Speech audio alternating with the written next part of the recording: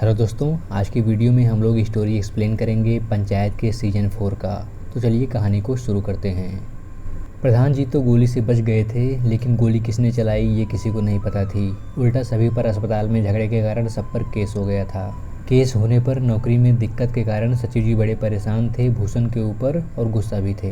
वो परेशानी में प्रहलाद चा के पास जाते हैं और वहाँ पर दारू वगैरह पीते हैं और जाकर भूषण को मारने की बात कहते हैं और वो निकल भी लेते हैं। तभी वहाँ पर विकास भी आ जाता है और ये तीनों लोग वहाँ पर जाते हैं।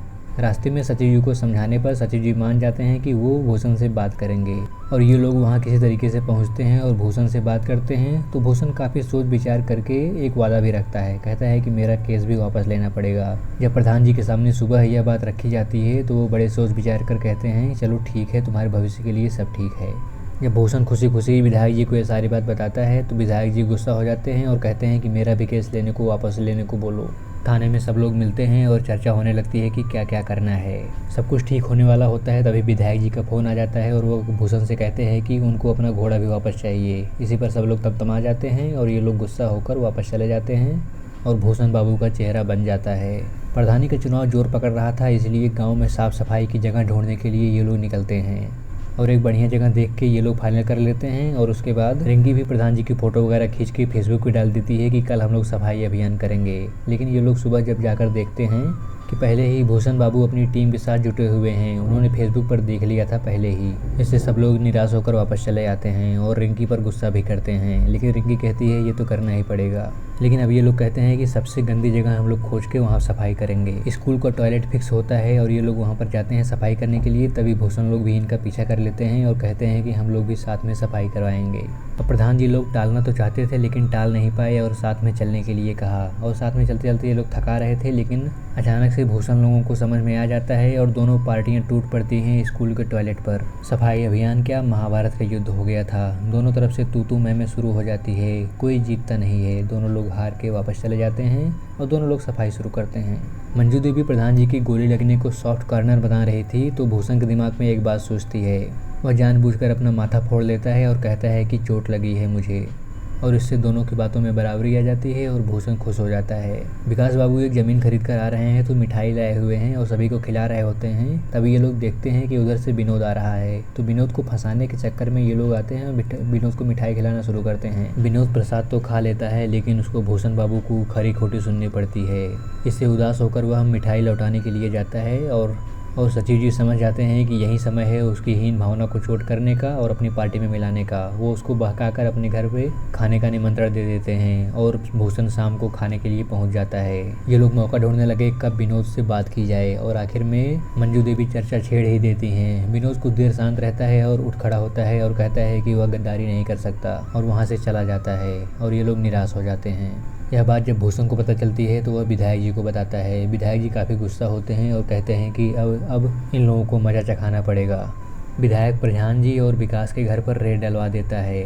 सबका मोबाइल जमा हो जाता है, किसी का आना जाना बंद हो जाता है। भूषण और क्रांति देवी इसका बड़ा फ़ायदा उठाते हैं। इधर विकास बड़ी चिंता में आ गया था कि उसके पास 5 लाख रुपए रखा हुआ है, अब उसको कैसे बाहर निकाला जाए ये लोग उसके बारे में सोचते हैं। पैसा निकालने के लिए बम बहादुर को बुलाया जाता है। बम बहादुर वहाँ पर पहुँचता है और पैसा निकालने का प्रयास करता है लेकिन असफल होता है। फिर रिंकी को बुलाया जाता है, रिंकी वहाँ पर जाती है। दोनों लोग मिलकर पैसा निकालने का प्रयास करते हैं और बम बहादुर को पैसा मिल भी जाता है, लेकिन वह ऐन वक्त पर गिर जाता है और पुलिस उसको पकड़ लेती है। इन लोगों को पुलिस लेकर जा रही थी तभी वहाँ पर एसपी आते हैं और उस अधिकारी को बहुत डांटते हैं। वह अधिकारी चुपचाप मुंह बनाकर चला जाता है और सभी के पैसे वगैरह सब लौटा देता है। भूषण बाबू का पैंतरा इस बार भी फेल हो जाता है। रिंकी के नाना जी आते हैं उन लोगों से मिलने के लिए, तो सचिव जी उनको लेकर उनके घर जाते हैं और उनको मिलना होता है रिंकी से, तो बड़ी जल्दी जल्दी जा रहे होते हैं। इधर चुनाव प्रचार शुरू हो गया था, लोग एक दूसरे के घरों पर जा के अपनी बातें रख रहे थे। इसी बीच मंजू देवी और क्रांति देवी में फिर से झड़प होती है। इस बार क्रांति देवी विकास की पत्नी को टारगेट बना देती हैं और प्रहलाद चा के बारे में बुरा बोल देती हैं। बात वहाँ पर बहुत ज़्यादा बिगड़ जाती है, लेकिन प्रहलाद चा बहुत ज़्यादा दुखी हो जाते हैं और अकेले हो जाते हैं। गमों को भुलाने के लिए रात को पार्टी रखी जाती है और सभी लोग मिलते हैं, बातचीत करते हैं और धीरे धीरे एक दूसरे को दुख बांटते हैं, गम दूर हो जाते हैं। प्रधान जी लोगों को सांसद ने अपने घर पर बुलाया हुआ है। ये लोग कुछ सोच कर जाते हैं कि क्यों बुलाया है। वहाँ पर जाकर सांसद कहता है कि इस बार वह विधायक के लिए प्रहलाद को खड़ा करना चाहता है इससे प्रहलाद सख्ते में आ जाता है और अपने लोगों से बात करता है, तो सब लोग समझाते हैं, तो धीरे धीरे बात बन जाती है और वह तैयार हो जाता है। तभी वहाँ पर विधायक आ धमकता है, ये लोग छुप जाते हैं। विधायक सांसद से नाराज़ है क्योंकि वो उसका फ़ोन नहीं उठा रहे होते हैं। तभी वह इन लोगों को देख लेता है और पूरा माजरा समझ जाता है। वह बहुत गुस्सा होता है और सबको खरी खोटी सुनाता है। ये बात सुनकर आग बबूला हो जाता है और नए पैंतरा सोचना शुरू कर देता है। चुनाव के एक दिन पहले दोनों पार्टियां आपस में खड़ी होती हैं और अपनी बातें रखते हैं। दोनों पार्टियां पूरे दमखम से लग जाती हैं और अपनी बातें रखते हैं और विश्वास जीतना शुरू करते हैं।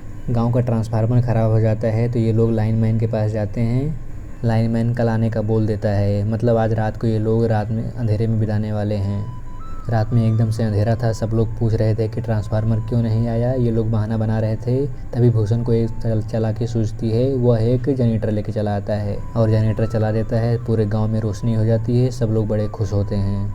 अगले दिन सवेरे सवेरे प्रधान जी तैस में आकर दो जनरेटर लेकर चले आते हैं। भूषण गुस्सा तो होता है लेकिन ताना भी मार देता है कि तुम लोग बनवा क्यों नहीं पा रहे हो। ये लोग तैस में आकर बनवाने के लिए निकल जाते हैं। ये लोग डर रहे थे क्योंकि लाइनमैन जिस गांव का है वो विधायक का गांव है। फिर भी ये लोग हिम्मत करके निकलते हैं और विधायक के गांव में पहुंचते हैं और लाइनमैन से बात करते हैं। तो लाइनमैन पढ़ा पढ़ाया बोल देता है कि वह नहीं आएगा वहां पर। तभी मामला गर्म हो जाता है और विधायक के आदमी वहां पहुंच जाते हैं और इन तीनों को पीट देते हैं। ये लोग वहां से बाहर आ जाते हैं। अब ये लोग कर ही क्या सकते थे, इसी बात का मुद्दा बनाकर बात कर रहे थे। तभी भूषण कहता है कि अगर आप लोग से नहीं हो पा रहा है तो बताइए, हम लोग कर दें।